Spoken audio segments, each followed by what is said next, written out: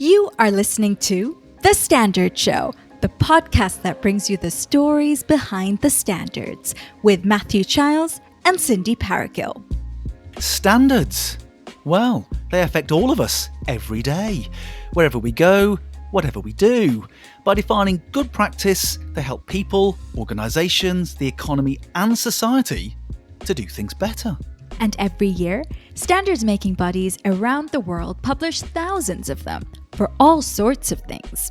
For some of the big stuff that affects all of our lives, like the Net Zero Guidelines, an international standard that helps provide a common reference for governments and industry. And it's not just the big stuff, it's the small stuff too. There's a standard for pen caps, which reduces the risk of asphyxiation if pen caps are accidentally swallowed by children. Amazing, really. And then there's everything in between, from standards that help organizations to protect customer data, to guidance on the right way to use AI in medical devices, even to the cables that charge our smartphones. In fact, for you to be able to listen to our voices right now, you may be using Wi-Fi. Well, that's all down to the IEEE 802 series, international standards. And standards like these are made by standards makers, tens of thousands of people from around the world who get together to agree good practice to the way things are made and done, all helping to make our lives easier, safer, and more enjoyable. Hello, this is Matthew Clowes, and this episode of The Standard Show is my conversation with one of those standards makers, Andy Clowes. With an extensive background in utilities and the water industry, Andy is a standards maker through CPIN, the Consumer and Public Interest Network, in the area of ESG, or Environmental, Social and Governance. CPIN is an independent organisation supported by BSI and the UK government. For more than 70 years, it has championed consumer protection through standards. I spoke to Andy about why he is a standards maker, his proudest standards making moments so far, and what advice he has for anyone looking to become a standards maker. I started by asking Andy about the standards he works on. So the big standard I've been working on this year is something called the IWA 48, and that is an international agreement that effectively sets and helps SMEs to start to implement the reporting and therefore transparency and delivery of their environmental performance, and it also gives sort of consumers that choice when they're starting to look at different companies and who they buy from potentially, a better view of how sustainable that company really is. And Andy, what's been your standards journey? How and when did it start for you? The standards journey is really a bit of a weird one, not a normal route. We like weird journeys, don't we? Yeah. So I started I was I'd say an end user of standards. I helped in the water industry to implement the first inclusivity standard that helped and supported vulnerable customers. And during that process, that was my first foray into standards. Didn't know much about it. But, working with sort of some of the BSI team and the CPIN team, got to know a bit more about standards. So I thought I would sort of put my name forward and go into the CPIN, the sort of CPIN team to look at sitting on standards and developing those in a more consumer-focused way. And what were your motivations for doing that? Why did you want to get involved in CPIN and consumer involvement in standards? It's a really interesting thing that I didn't really know a lot about, but it just seemed a really good it felt like the right thing to be doing to get consumer voice. It's what I'd done for years, sitting in corporates, trying to support the customer, trying to do the right thing, and that's exactly sort of what I see I'm doing now, is effectively getting that consumer voice into those standards and making sure corporates think about those genuine end consumers.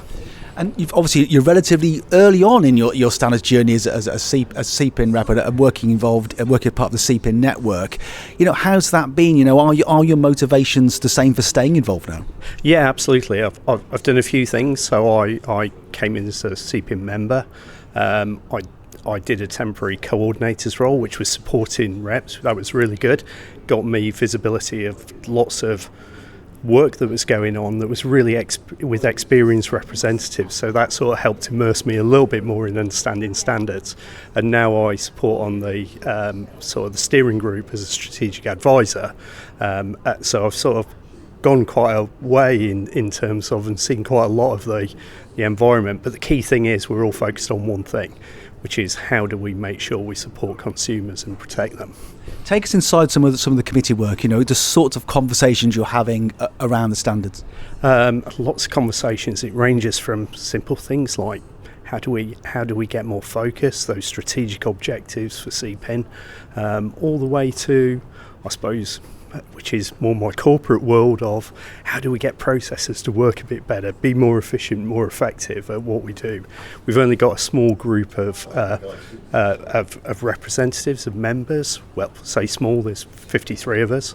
But, how do we maximise what we're achieving as a group, I think is but yeah, lots of different things. I've learned loads about the challenges about standards to do with, fire assessments, which I've never talked about, but it's amazing how you can transfer, other things you've learned through life into those standards. And now you work in the area of ESG. I just wonder what you've been most proud of so far, the impact of the work that you're doing.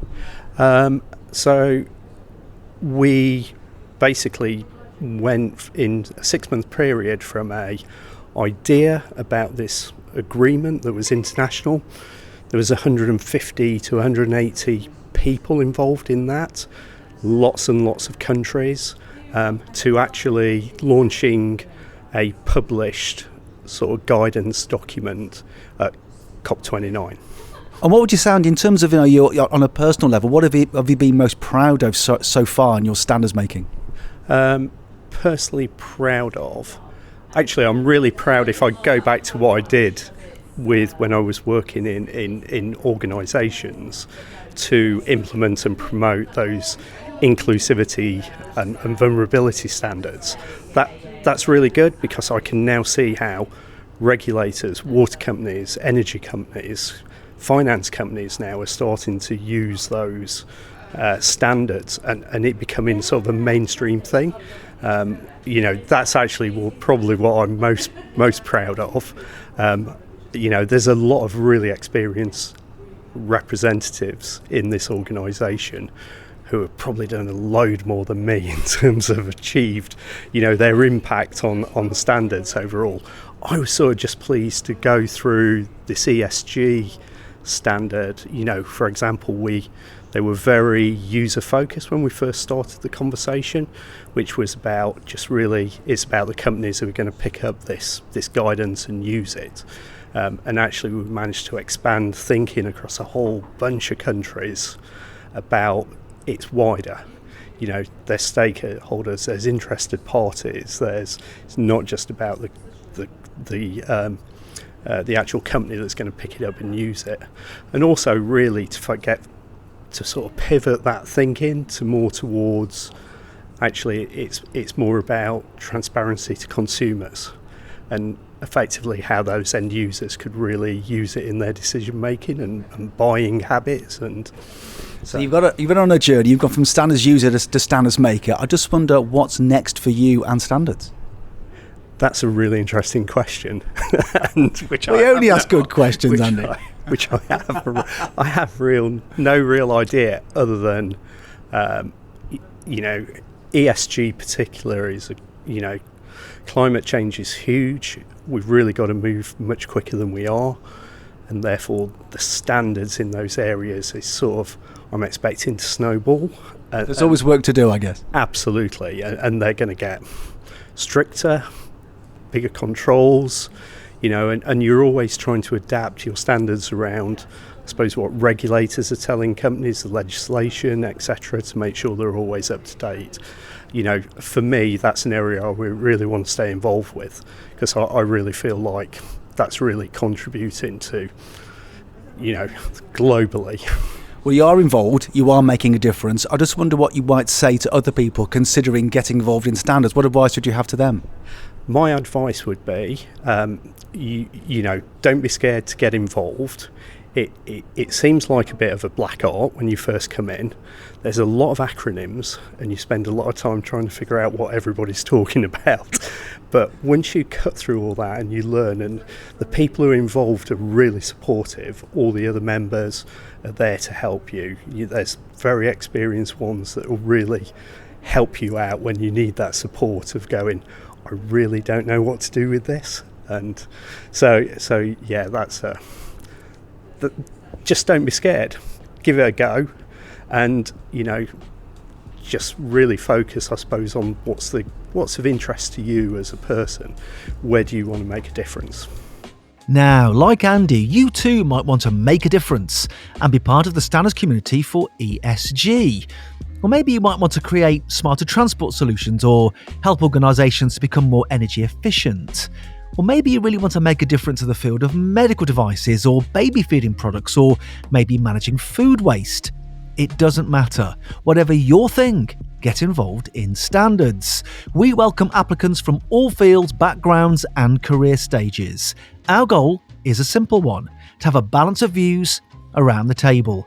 So start that standards journey now. Details of how to do so are in the show notes. And the show notes are also where you can find details of our socials and all the other ways to get in touch with us here on The Standard Show.